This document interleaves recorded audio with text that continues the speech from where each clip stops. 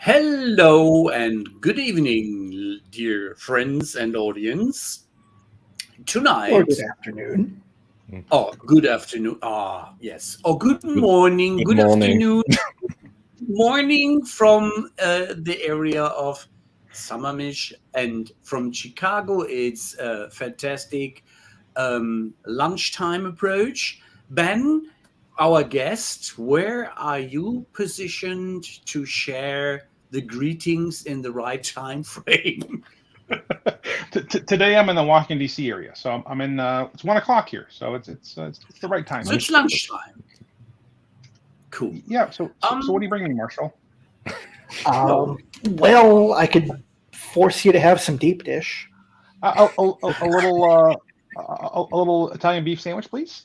Oh, there you go. The man knows his food. Where do we Ladies meet? and gentlemen, we now have a clear view that we are not only multicultural, but that we have in the multi-time zone approach. Today, the honor and our guest is Ben Vollmer, and this was the American pronunciation. We had a little chit-chat that coming from some of the origins from Germany, it would be pronounced over here if he would be passing by Vollmer. Now, Ben, our guest today is very much in the area. The IFS is a real cool fit, which is not only international accounting, but they do have a masterpiece, which I know for several times already and have tried and played around with. It's their field service and their understanding of how things can work if you do proper attitude-like service. Ben, welcome, and the floor is yours. Give us a little hint about your former business life and how long you are with IFS and what you did before. So I've been at IFS now for a year and a month. So I can still count. You can count in months till you're 2, right? So I got 13 months here. So you're a toddler now, yeah? Well, I'll let my boss tell you. I'll let Christian tell you how much I anyway. Yes, I'm still a toddler, Thomas. So I've been doing CRM. Actually, I started doing CRM in '94. So I've been doing in the CRM space for unfortunately most all my adult life. So CRM and business applications is primarily where I've spent my entire adult career doing, and I spent 16 years at Microsoft. So I was employee number 6 for their CRM business. Been around the block a few times with lots of different products. I grew up, cut my teeth on a product called Goldmine, which don't hate me for. And no, we want to keep John as a friend, so yeah, okay. we won't. Moved over to some Siebel and some sales logics, and basically I've been dabbling in everything from CRM to ERP for my entire adult life. Wow, it's all a big happy family. Mm-hmm. Exactly. So dysfunctional happy family. So is you there another were kind? Around when you introduced, if you have been employee number 6 in the CRM space, when there still was the first evaluation as a spin-off of Great Plains and Business Central, and Joost de Plaat and another chap were doing the early version of the CRM product. I would guess so. It's been that was a fun ride. I mean, I'd say it was a fun ride. I mean, grew the business from nothing to a large business. Yeah. And then most recently, I ran the field service business at Microsoft, which again Microsoft acquired a company. Only one. Field One, yep. Or as Field None, it was lovingly called. Yeah. So Field One and grew that business and had a lot of fun doing it. And moved over to IFS about a year ago. What brought you there? I mean, Microsoft isn't that bad. No, it's not that bad. So a couple things. I think Christian Pedersen, who's my boss. He's an amazing strategic thinker, and I actually am learning a lot from him, because his ability to figure out what the actual problems are and suss through and cut through all the noise to find the actual problem and solution, it is massive. So I actually joined IFS, and honestly, there's a growth trajectory here that's amazing. We did more software in one quarter than we did in entire years, not too many years ago. So the growth of IFS has been amazing, and we're still kind of a hidden gem. So it's been fun. That's quite true. I mean, you're a European, that makes it a hidden gem. Yeah, it's looking at, well, two Germans in this room, right? Looking at all of those German companies that are barely known, although they are gems too. This pretty much holds true for, well, whatever's not UK in Europe, for whatever reason that I cannot fathom. I haven't figured out why. Yeah. Yeah, I think it might be. Actually, it's kind of interesting, because how companies operate culturally is very different. And actually, joining a European company has been a bit of for me personally, it's been a bit of a culture shock, because it is a little bit different attitude and how the swagger you might have in one company versus a European company is a very different type of swagger. Can you get a bit deeper into that? Yeah, I'm without curious. embarrassing any company. You think about the claims that other companies make. They make claims that we do, soup to nuts. When in actuality, they do portions of it, and it's not the full picture. They do soup to nuts. Whereas, what my learnings here is that we would much rather prove you we can do it versus just saying we can do something, knowing we'll build the capacity up. So it's kind of a before the fact versus an after the fact type of conversation, which is a different type of conversation than you're used to having. Okay. Now, what conversations do you have now? Oh man, what is IFS about? Tell us about the trouble you're getting into. Oh, Yeah. Good trouble. For just having met me, Marshall, I get in trouble then. I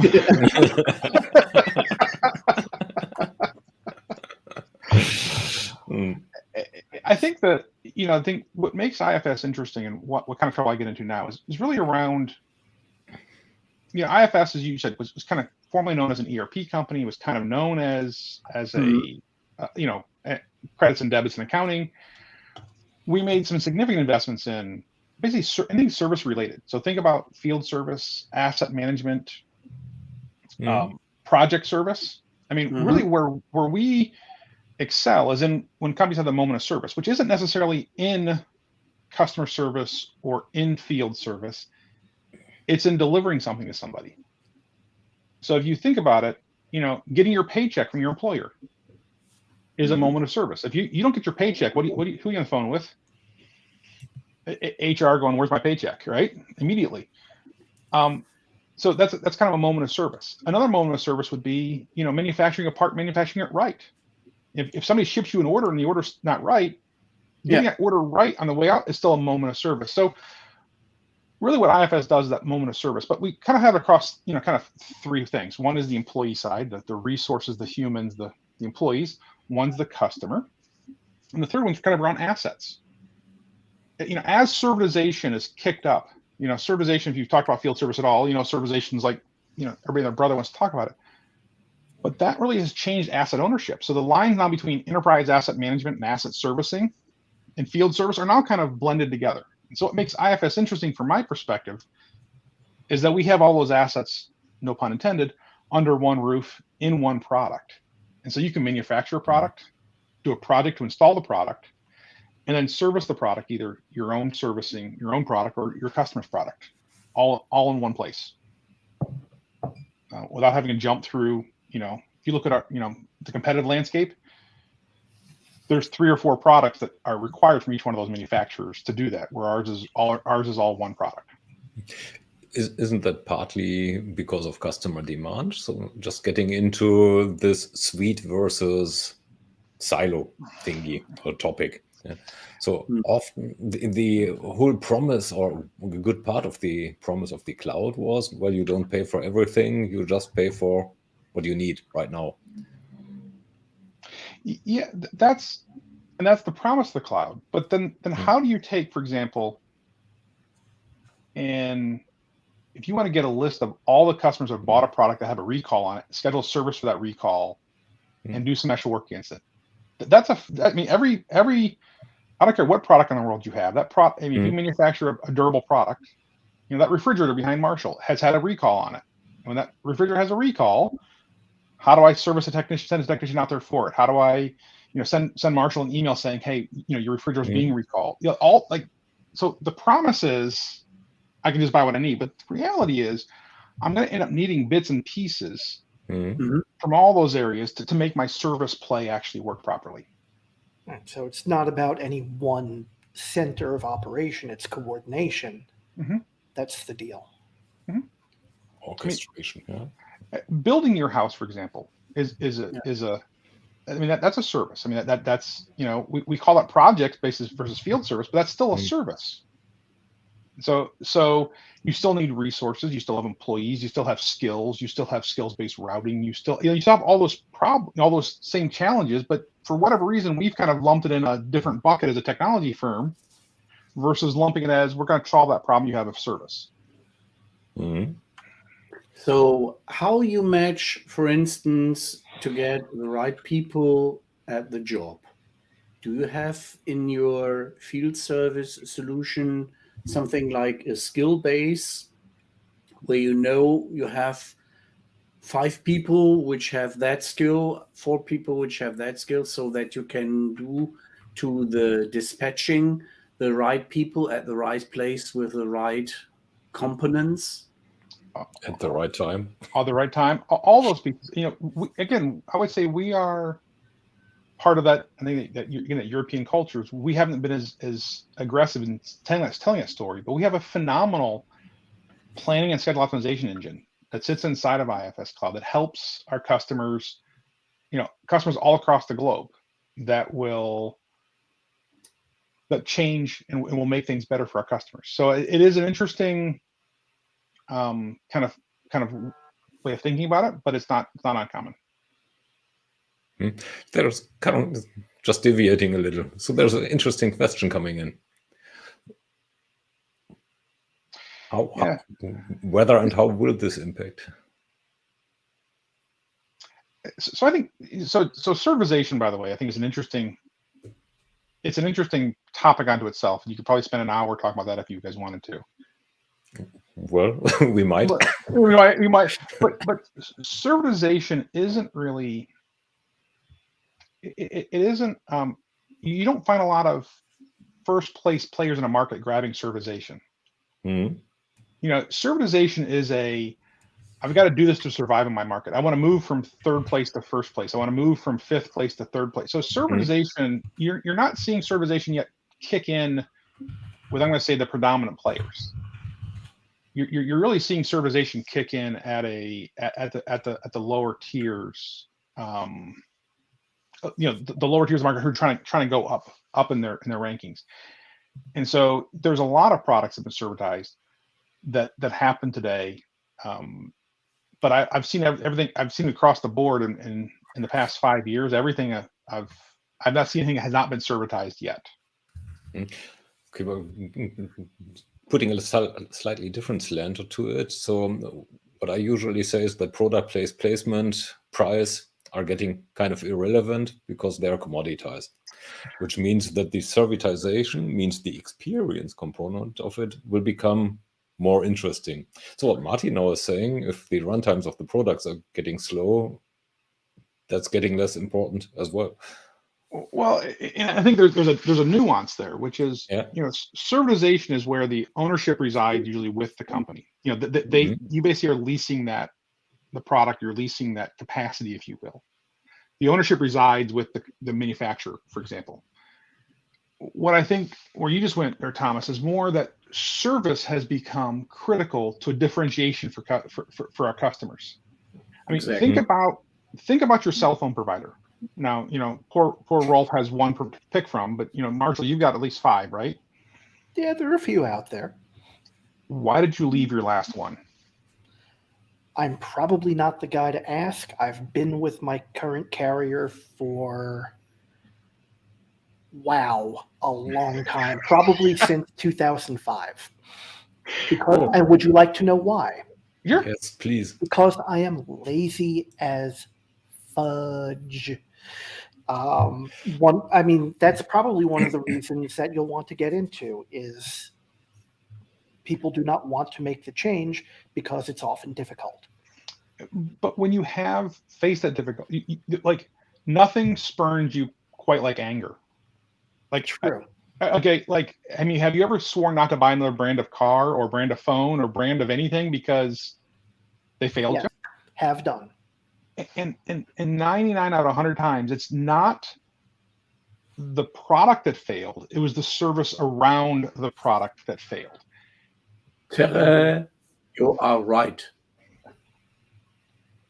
Such as during guarantee time, extended guarantee, people are not able to sort out what you think is a minimal problem electronics, such as your anti-blockage system for the brakes is not properly function when you use something to carry on a wagon or something.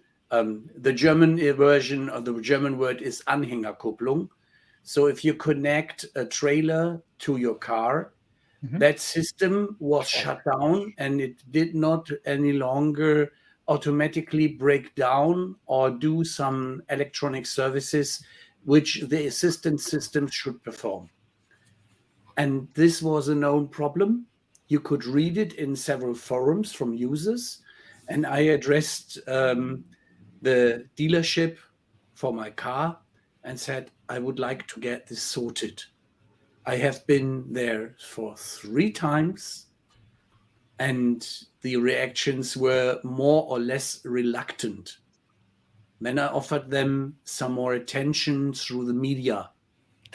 Since then, they were agile, and there was a servicing institution. You have travel engineers, which are not only there to travel, but they go from dealership to dealership to sort out problems and to do, let's say, friendly shaking hands and doing sorting of problems which are not sortable or the standard problems in the dealerships.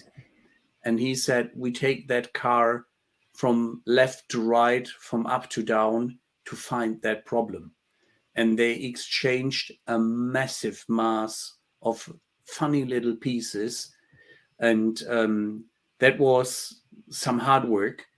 And I drove for that time, which was over nearly a month, several other cars from that brand and learned about a lot, that I have a nice car when it's running properly.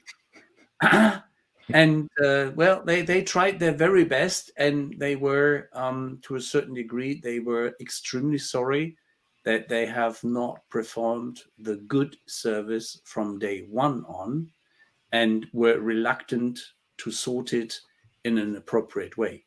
Yeah. So you are right. It is very often not the product. It is people which are doing the service, the attitude, and the missing, and here we come, empathy for such it makes empathic service, empathic CRM, that it creates the understanding of the customer and that you go in the same approach like you are on the other side and you have the problem. Yeah.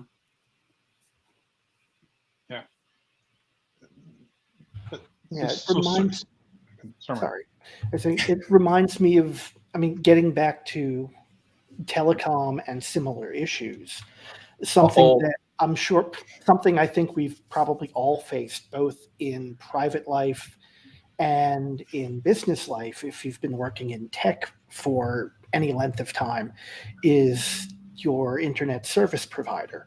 And know that there is a problem in the service organization itself whenever you've had multiple instances of service on the same problem, and every technician who comes in starts by saying the same thing. Wow, the guy who worked on this had no idea what they were doing. And how do you use decent field service technology to keep people on the right track, to make sure that they're doing the right thing? Or are they just covering their ass by saying that? I also say it comes down to differentiation too, right? I mean, if you think about internet service providers for a second, you have a choice. Like in my house, I can pick Comcast, I can pick AT&T. My Starlink kit gets delivered today, so I'll have satellite internet, and I can get T-Mobile 5G internet. So I have 4 internet providers in my house. So if one of them doesn't work right, I can pick up another one right there. So the differentiation, differentiation is what you want. And you want to show that differentiation to your customers. That's actually what if you think about it, what you pay a premium for is differentiation. Good point. True. So to Thomas's point about the race to zero, service attached to products is a differentiation. If I can buy, so like Samsung, for example, I can go online, I can buy a TV directly from Samsung. And as I'm checking out, one of the things they offer me is the ability to have that TV installed during my checkout process. That's a great example of a bundling of a product with a service to make that happen. And service actually at that point stops the race to zero, because Samsung's going to come in and deliver that TV in the right way. Not to mention Samsung TVs have been excellent for as long as I've known them. I used to do consumer electronics too, and damn, they know how to put a screen together. You know what? I had a Samsung that lasted me less than 2 years and went back to my Sonys. Oh, no. Oh, yeah. Looks like I got the wrong brand of TV in my house. But Marshall, I have a fist fight after this. Oh, no. Well, I don't work for them, obviously.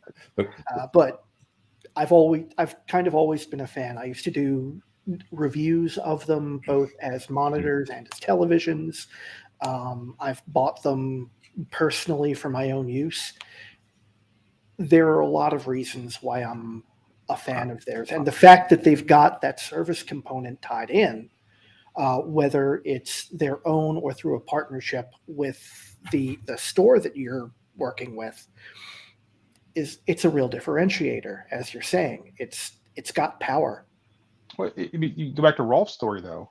I'm not sure which car brand it was, Rolf, but my guess is, based on your experience, you're going to go out and buy another car from that same brand, or you're not going to buy another car from that brand. But what made or broke it wasn't necessarily the car itself; it was the service you got from the service center, wasn't it? It was the service center which made me cry, not the car. The car is, as I will not mention the brand name, is a diesel and powered, very low consumption, very large car. It's what would be in the Americas between a medium size to a large sedan. Well, okay. In the US, the difference between large and large, yeah. But okay. Yeah, in US it would be more or less. Yeah, thank you, phone. I'm very interested, but I was not interested in your service. It's a small car in the US. It would be in the size of a Toyota Camry, which is very known in the US, but larger, less consumption. So if you can go by 5 liters per 100 kilometers and have 4 persons or 5 persons and luggage in the car, that is fantastic. And no, you are not driving 55 miles per hour. you're driving 85 miles per hour, yeah, and still have that low consumption. And the car does have a lot of good functioning systems. Now, after we had that little service issue, yeah. Honest, the experience is that I will never ever go to that dealership again. Right, you are. But that brand is not bad. So different dealership or free dealership, which can organize me the car as a re-import, which is very often done here in Europe, is another perspective. But these days, you are challenging yourself coming to that point. What type of car are you going to buy for the next time? Will you go for an electronic or an e-driven car, e-powered, like a Tesla or something like that, or a hybrid one in that technology? And then, surprisingly, it is funny enough that you do not find the combination which I would go for, which is low consumption hybrid with a diesel powered engine instead of a fuel driven core engine. You have to buy, there are only two brands left, yeah, Mercedes and a BMW, end of line. You now know that I do not drive a Mercedes or a BMW.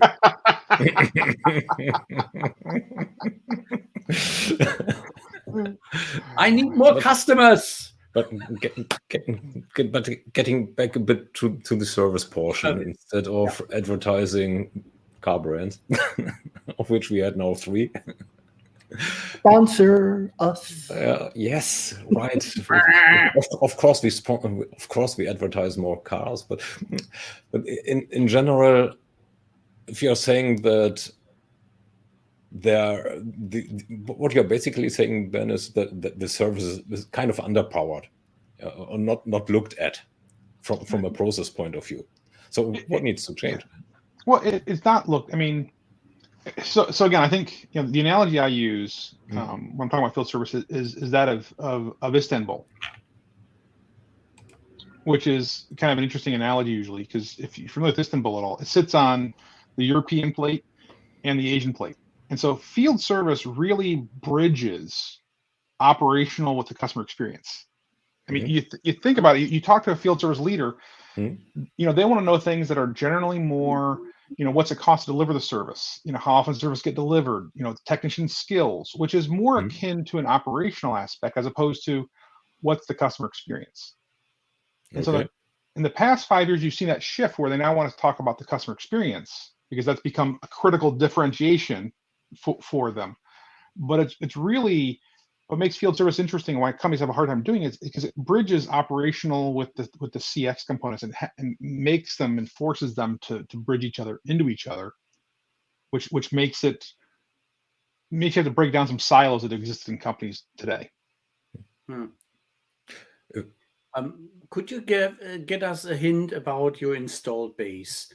I honestly do not know, only from the old days when I was competing and sometimes losing, when I was in Systems Union and IFS had the better arguments or even the better, let's say, all over package. I'm asking myself how much you are in which sectors and how large is your installed base these days? Well, I think what makes us interesting is that we have 5 key industries we focus on. Our website's got those 5 key industries on it. And we have there's roughly 20-ish, 25-ish sub-industries there. So we're kind of like if you are a retail store, for example, we're not going to proactively go out to a retail store to sell them our full end-to-end solution. That's not an industry we go after. Whereas, lots of other industries we cover, kind of soup to nuts for those folks. And so I think the first thing we do is we're fairly targeted in where we go after and the industries we go after and how we go after them. And that makes us something different than the folks who are trying to be all things to all people. We want to be really, really focused in those 5 key industries. and drive our customers' success in those 5 key industries. You name these 5 key industries. Oh, I knew you were going to do that. Audience. So the one you're probably most familiar with is going to be aerospace and defense. So you of course, you're probably ridden on an airplane that's been maintained by IFS. Energy utilities.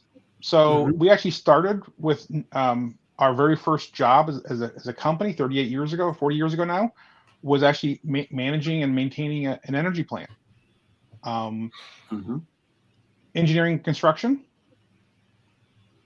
manufacturing, which includes both, process, which is like food and beverage, as well as the street, which is more the high tech, discrete manufacturing, oil and gas, telco, and service industries. What do they have in common? I mean, they are. If you are targeting on this variety of industries, they actually all have. Again, they all have a lot of the same things in common. You think about it, we do manufacturing projects, asset management, field service, supply chain. So if you think about this for a second, every field service customer has to have a robust supply chain backing them up. Okay, it might be a different scale than a big warehouse, but it's supply chain. Every one of them has a customer at the center of it, whether it be an internal customer or an external customer. So I think the thing that makes this interesting is, yes, those industries are fairly, I would say unique, but all of them have, think about it, an aircraft manufacturer, and I say this, by the way, in my A&D team, wants to take me out back and shoot me. The difference between an oil rig and an aircraft is actually quite low. They're both heavily regulated industries. And Marshall's like, what? They're both heavily regulated industries, right? I mean, oil and gas has got tight regulations on it. Aircraft has tight regulations on it. There's a limited number of people who can work on them. There's weird work requirements and regulatory requirements around who can be on the oil derrick, who can be in the airplane, who's inside the secured airfield. So when you think about it, there's actually a lot of commonality across those industries, especially when you put those 3 buckets: customers, kind of employees, and assets, because all of them are asset heavy. All of them have employees that need to do a variety of tasks, and all of them have customers either internal or external.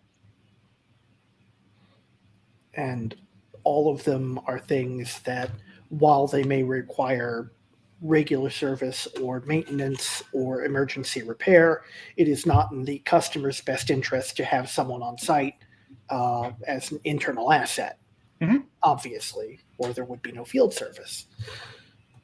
See, I figured that part out on my own.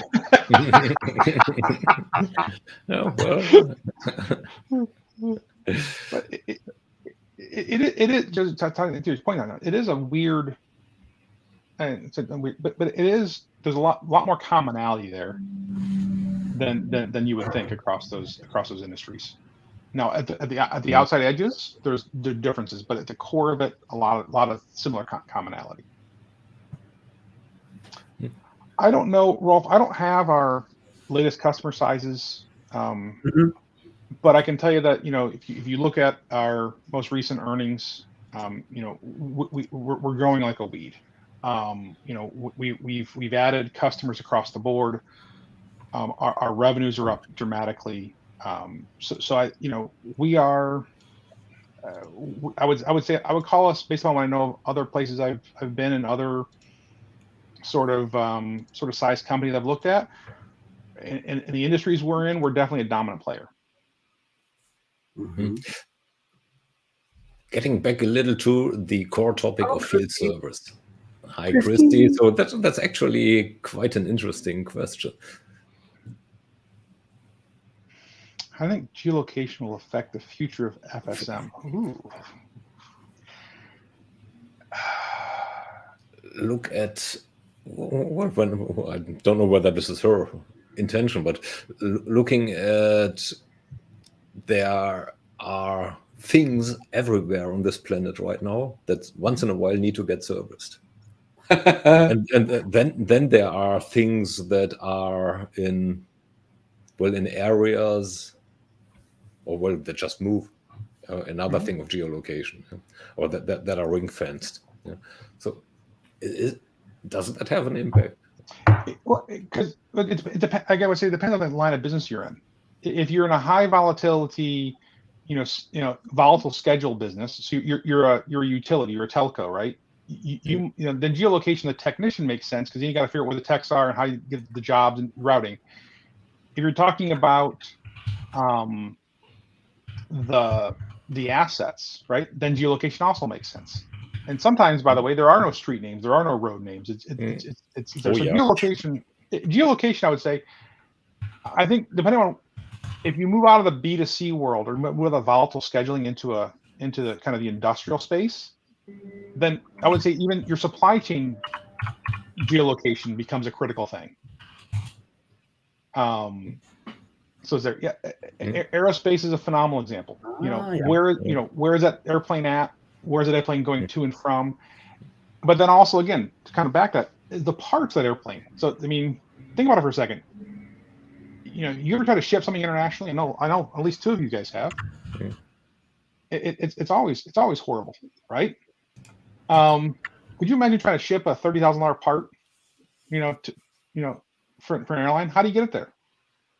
And so the location of the airplane is there. The location is important for the asset, but it's also important to know where the pieces and people are to repair that asset as a geolocation piece. You're trying to hit a moving target. Yeah. Possibly multiple moving targets. Vehicles in motion, which would include, boats, trains, planes. So, like, for example, one of the big projects we have is with the U.S. Navy, a project called Noble. And one of the things we actually do that I think is kind of neat is we have a full disconnected operations angle. So you're working with ships that are across the ocean. They go out to the ocean for months at a time. And they're not going to stop for, just anything. But you still need to rebuild that engine. You still need to change the oil. You still need to maintain that asset even though it's in motion. And so we have a full disconnected module that allows you to work disconnected while and when you get back into a port, into a location, you can have those changes you made to that environment uploaded back to a main service. You can track them. In how far continuing that thought into two directions, do IoT and augmented / virtual reality play into servicing these moving things? So, it depends on, again, who you talk to. Microsoft calls it mixed reality. Microsoft calls it mixed reality. The metaverse has come about as a big part of it. You've got augmented reality. That's important for service technicians across the board, both and for customers. I can tell you that I have a fancy coffee machine I love, and it quit working, and it was $1,000 to get it repaired. I'm like, I don't want to spend $1,000 getting it repaired. So I called the company up. I'm like, hey guys, and they literally sent me a text to my phone. I clicked the button. The technician watched me do what I was doing. He goes, okay, no, hit that button, hold it for 6 seconds. Okay, spit out the water. He goes, okay, you're repaired now. Have a nice day. Okay, that's a bit less than $1,000. I need to know what $1,000 coffee machine you have, and if we should send one to Thomas. Actually, so the problem is Thomas is going to want New Zealand coffee beans, which cost more to ship than they're worth. Well, I probably take Colombian as well. Better the coffee, not the other stuff. The coffee, Beans, not leaves. But back to it. So in how far does that play a role in current field service or in the next iteration of field service? Because first thing is you might not know where the asset is. Yeah. Second is you might not be able to get a person there, or it might just be plain dangerous. There's a couple different angles here. One is kind of customer being guided by a remote technician. So I'm in my case, I have my phone there. Technician, I put my phone up in my coffee machine. He went, He went, here you go. Here's how you fix it. Okay. So that was really a remote technician helping solve the machine, which you see that a lot in asset management. Like, you know, during the initial days of COVID shutdown, you know, there was companies that you couldn't get a technician on site because that location was sealed. Yeah, right. And so you could use the AR, MR, XR, whatever language you want to use to help let that technician see what the customer was seeing. Yeah. And then you move into the next stage of that, which is really kind of tech to tech. So I've got a tech out on the job site, you know, so your cable modem is broken. The tech comes out. He doesn't know what the heck he's doing. He flips the phone up and he looks at what's going on. And somebody in an office says, oh, no, do this and do this and do this to fix it. Yes, Christy. Sorry, Ben, but that needed to be brought in. You know what? As long as they're not green, as long as they're green beans and not, never mind. And then really what you run into is then start looking at, you know, how to identify the parts and give the technician the information. So it's amazing, by the way, sometimes how unskilled the technicians are. We always think of, you know, technicians as being skilled labor. You know, your cable provider could have grabbed something off the street yesterday and said, "You now work for us." So this 6 hours of training, you're now a certified tech. I think they have done. They probably have. So how do put on this jacket? Congratulations, exactly. You're trained. So how do we drive that? How do we help train the model so that you can train them, you know, kind of really more just-in-time training? So XR, but I don't think, to me, we're still in the infancy there. Our product's been very well received there. It's got lots of awards.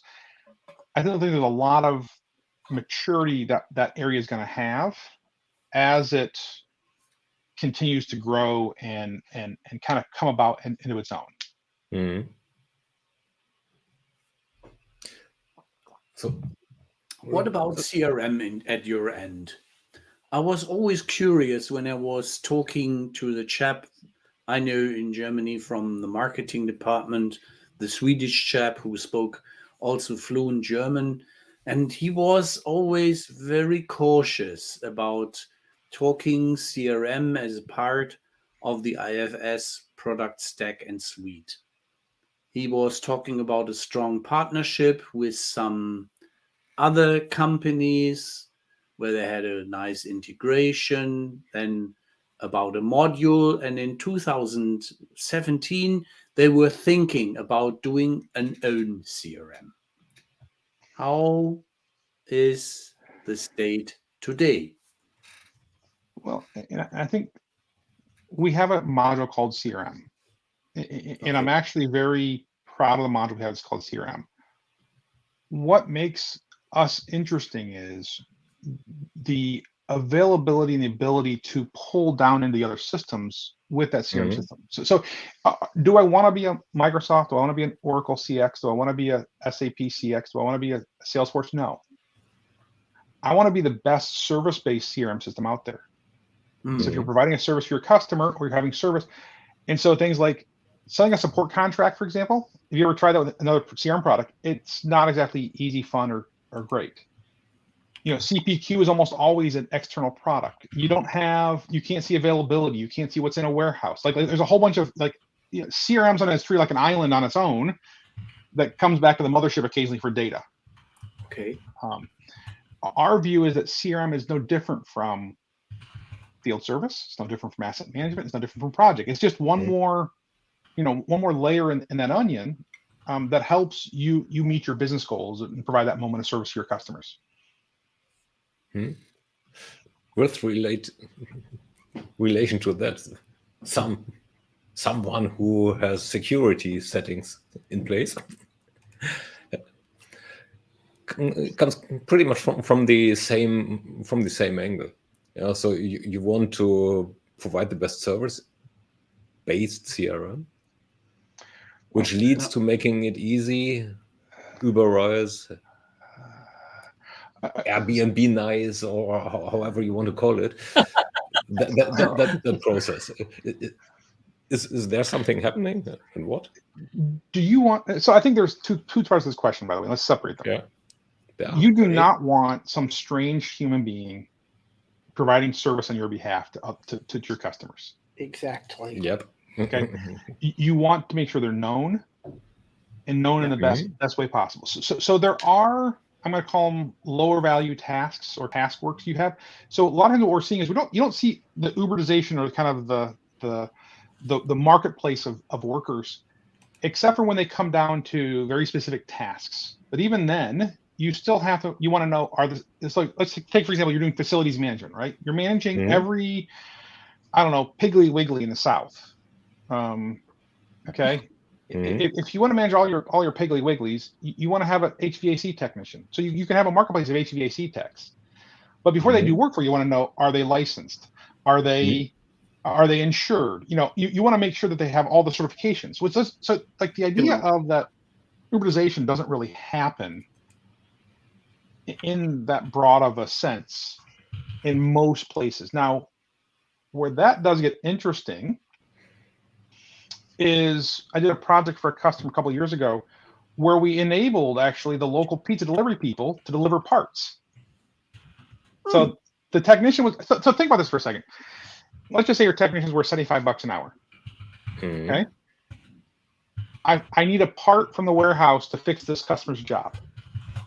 The warehouse is 30 minutes away. It's going to take me 30 minutes to drive there. So it's cost me $75 to get that part back on site. What happens if I put a warehouse near the local pizza joint and I pay the pizza joint $10 to deliver the part while they're delivering other pizzas? Now I'm paying $10 instead of $75, and it's a win-win. So I do think you're going to see Uberization or kind of marketplaces around things supporting field service, but not necessarily in the context of trusted technicians.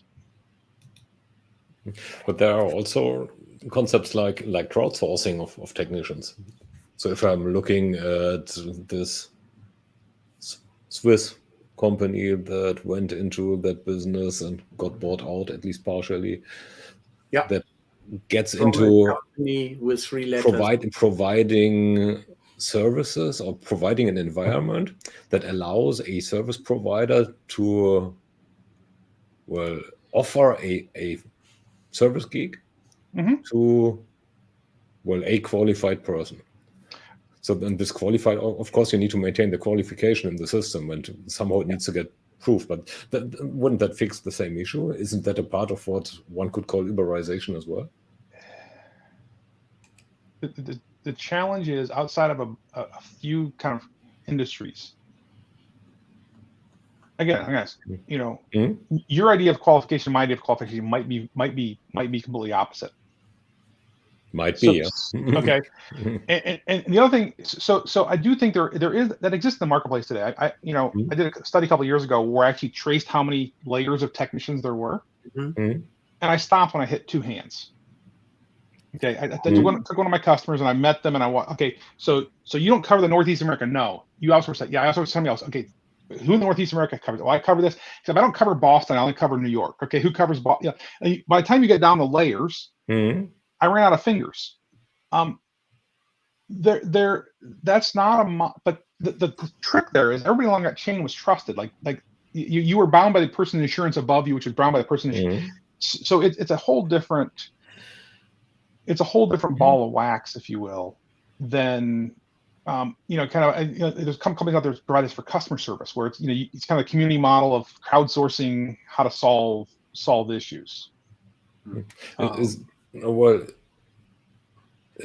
that now looking at what Christy just said? So now we are at the realm of looking inside out versus outside in. So if I try to sell my servicing instructions to someone, then I'm not trying to help the customer.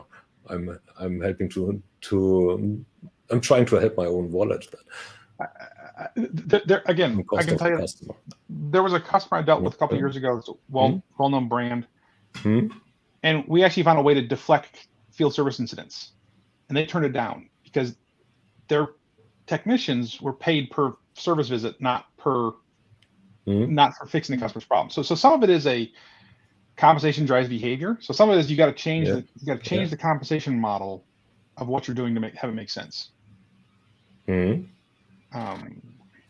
Which is different from, it's not an actual problem from the, it's a compensation business model problem, not an actual problem, but it does impact the customer experience.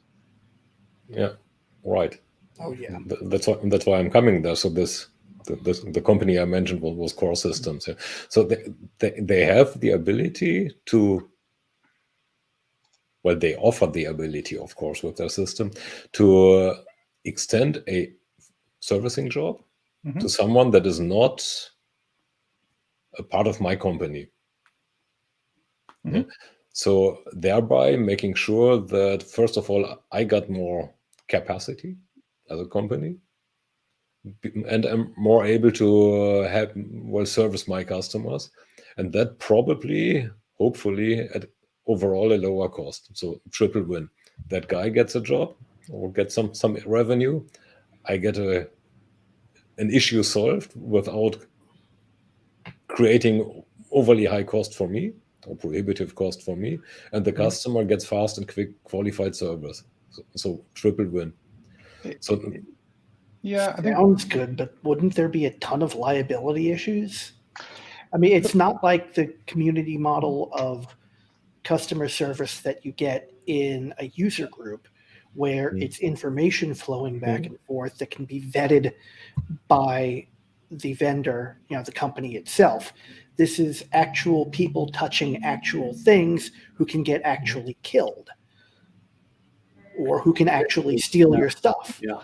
One of the best uses I've seen that is there's an airline that I did some work for that, and I'm not a blockchain crypto fan at all, so don't hold that against me. No worries. we will. Okay, Luddite. But I think the coolest use of blockchain I've seen is actually using it to track. It was an airline, and they were using it to put on. Each work order got assigned to blockchain. And so then, when I gave it to Marshall, then Marshall gave it to Thomas, and Thomas gave it to Rolf. There was actually movements in the ledger, so I could see who was actually doing it when that part got delivered.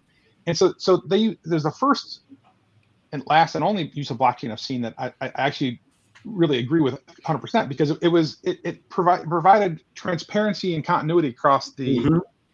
But what's funny is, Marshall, the person who hated it was? Amada Hoodoo? You know who hated it in that chain? I don't know. Who? Me? You did. Because I then got your technician, I got your entire chain of technicians, because you subbed it to Thomas and took 20% off the top, and Thomas subbed it to Rolf and took 20% off the top. And Rolf, we don't want to, so the problem you saw was you actually saw the money flow, which didn't make the customer the happiest. So there are ways of doing it. We're seeing more ways of doing it, but I don't think in the near term, outside. So facilities management, you're going to see it in pretty aggressively, but you have to have and you're going to see it with a lot of aggregators, but you're not going to see it in a lot of specialized B2B type work in the super near future. How about remote servicing? You briefly mentioned into it by taking the example with your own phone, press this button, hold it for 6 seconds. I guess in B2B as well as in B2C, businesses have gotten the taste for it, because they see that they can solve issues without sending someone there, reducing the need of 75 hours for the trip, for example, or $75 per hour for the trip, just getting it done. What trajectory do you see there? Will that stick? That will stick. I think that will stick. Kind of the remote assistance, the remote assist, the helping remotely will stick. The biggest pain point there is making sure the technicians understand that this is not here to take their job. Because there's a little bit of reluctance to the technicians. This is going to take my job. The other part of it is kind of a really, the customer's business model's got to change. If you get if you're used to selling a site visit, and I do it over the phone, do you still want to pay for the same way? Do you want to pay the same for a smart guy on the phone as you do it for a smart guy in person? What's the payment there? And so payments become a big part of this problem. And it is very good if you recall that Apollo 13 talk, Houston, we have a problem. Beep. That you can say, Houston, we solved the problem. That you did it not only by yourself, but with some friendly help, long distance, and knowledgeable. That is a cool story. And this was that user community-driven story, which I liked very much. In how far does that involve CMSs, by the way, in your view? And knowledge systems which help with the knowledge to give others the right hint.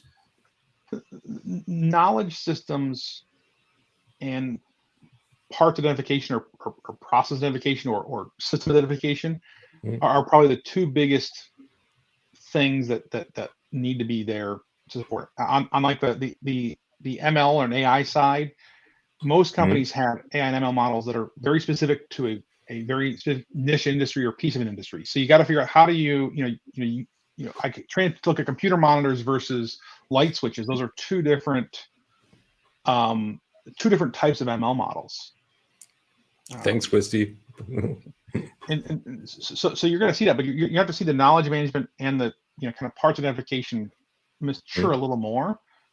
And natural user interfaces are going to be the next thing. I think where I have a team looking at right now is actually in the next generation of natural user interfaces. So you shouldn't know whether it's a knowledge base article or in a tech doc or in a, you just shouldn't care where it's at. You should be able to ask a question about when was the last time this part was serviced, and be able to pull it up for you automatically. And that's where we're investing. Future looking is that way. I know shameless plug here. I know an interesting company who does exactly that, but that's another conversation. You got my number, Thomas. Well, I probably use it. So, what are the missing pieces there so far that you do see in exactly that conglomerate of systems? The missing piece is really the vertical industry now. I mean, like you see everybody kind of does their own thing in their own little niche for their own industry. And so coming across the industry is probably the most difficult thing right now, because every one of those models today is very tuned for one use case or one industry, which makes it much more difficult than ones that are tuned for broader uses. So now our challenge is we don't want to be as broad as kind of the platform players out there, but we don't be as niche as the best of breed point solution. So we've got to kind of span those two horizons for our product to make it make sense. No, that's a good discussion as well. Where does platform start and end? Sorry, you opened that can of worms. No, come on, we've got 1 minute left. I don't think we can cover that. You're in dangerous territory, Thomas. So in the last minute, here's a throwaway question. What do you hope to see in 2022 in the field service industry? What changes are you hoping to make either in IFS, or do you think will develop overall? Anything of interest? The most interesting thing for me right now is actually sustainability. Think about the circular economy. I mean, you buy a laptop. How do you process a return? I mean, think about how many returns retail stores have today from online shopping. How do you process those returns? How do you rebuild this piece of equipment so you don't have to throw it away?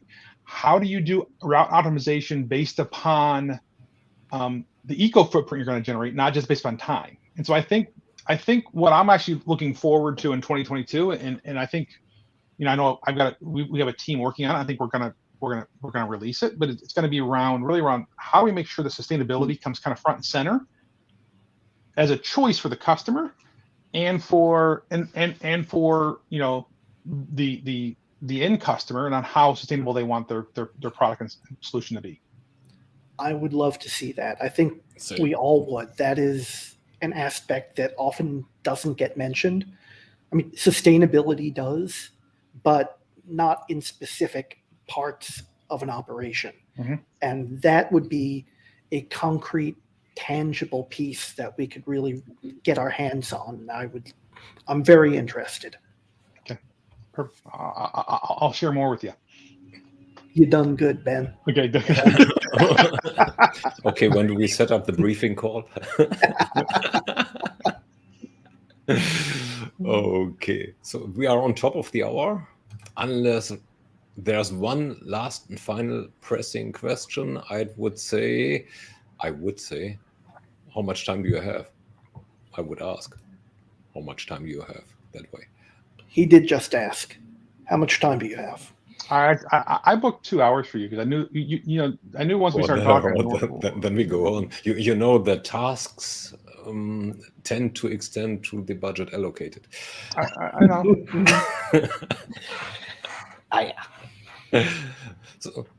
So now really, how do you?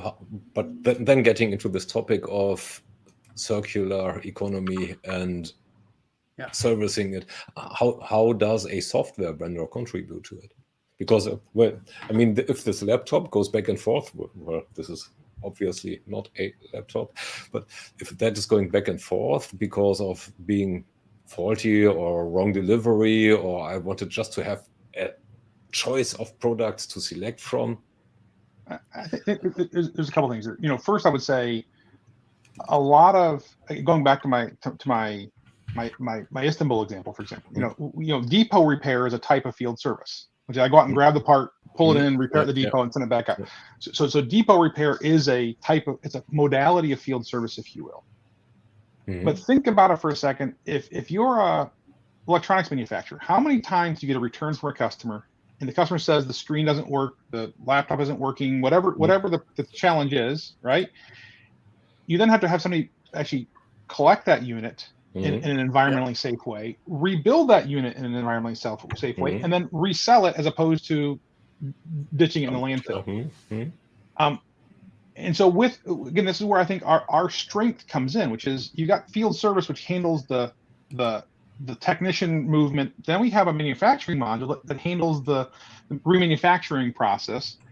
And we actually have the ability in our manufacturing module to have what we call it's called a circular economy module, which is actually there to help make sure that the parts you build have serviceability and can be serviceable, but then take that service back, rebuild it, do your in the factory servicing, if you will, and then put it back out. That type of depot repair is a huge part of field service operations that helps sustainability that a lot of people just don't touch or look at yet. But staying at technology, I know of one phone vendor, or not vendor, phone producing company that builds their products exactly like that they are componentized, independently serviceable, that parts are replaceable and repairable. The one that I just held into the screen is a good example for the other side of the house. If you open it, you basically need a new one. If it breaks, you need a new one. So, isn't that something that you can't even influence? You can't actually influence, because everybody. Sustainability is a huge part of everybody's. I don't care. Pick your phone you just held up. You go to their website. Sustainability is a huge part of their roadmap, of their vision of what they want you to be able to do. And so you can influence, because then you get in the manufacturing process. You start thinking, how do I service this? How am I scoring on serviceability? As a software company, we even look at how much energy does our software generate or use, because if you use, there's a way we can cut down consumption, so we can cut down our ESG footprint. So it really starts with the design process. But then once the design process kicks in, how do you get it down through the rest of the process across the board, whether it be consumer electronics or even rebuilding of industrial electronics? Complex. complex. Very complex, and that is probably 2 or 3 or 5 more hours of a totally different topic where I could express a couple of very cynical views, but I won't get into that. And I'd start sounding like a hippie socialist with same. my problems. Same. Chicagoan. So your field service wish for 2023. We are already 1 month into 22, so no point about talking 22. Your wish for 23. What do you think should happen in that arena? What do you want to happen, basically? I think if I had a magic wand to wave, which I don't, but if I had a magic wand to wave, my magic wand would actually be figuring out how to help my customers break down silos. If you look at Marshall's laughing at me now. No, Marshall is smiling because it's such an issue. Yeah. Anytime I hear someone wanting to do it, it's like, good, they understand something. If you look at IoT and field service asset management, like those two things are peanut butter and jelly. They go seamlessly together. And from a technology perspective, companies like IFS have enabled that. Where the friction comes is not in the technology enabler, is in that IT runs the field service system, if you will, or the service system. OT, the operator technology side, runs the IoT side. And oh, by the way, the two don't talk to each other. The two don't like each other. They break into fist fights in the office.